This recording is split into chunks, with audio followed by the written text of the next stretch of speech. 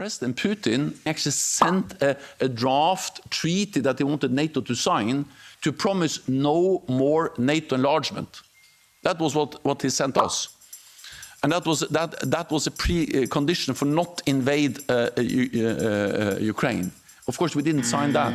So he went to war to prevent NATO, more NATO close to his borders. Flashback. This is fundamentally not about NATO expansion. It was never about NATO enlargement. It's not about NATO. It's not about NATO expanding toward Russia. This was never about NATO. It's absolutely nothing to do with NATO expansionism. And it has nothing to do with NATO. This is not about NATO. It's not about NATO. It's not really about NATO. This is not about NATO. Seriously, it's not about NATO. This was never about NATO. It was never about NATO.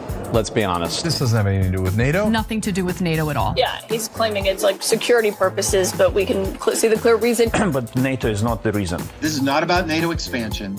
This is about the democratic expansion.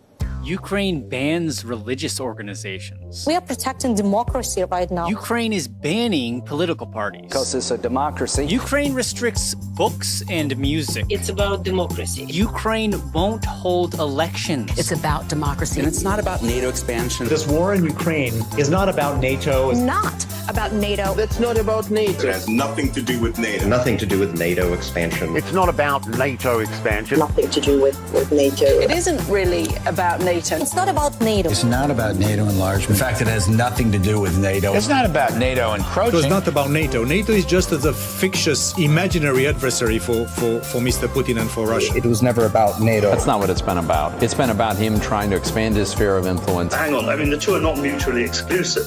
Obviously, Russia has wished for a sphere of influence over Ukraine. But if the West had not challenged Russian interests so directly, I think that there was a chance to avoid this.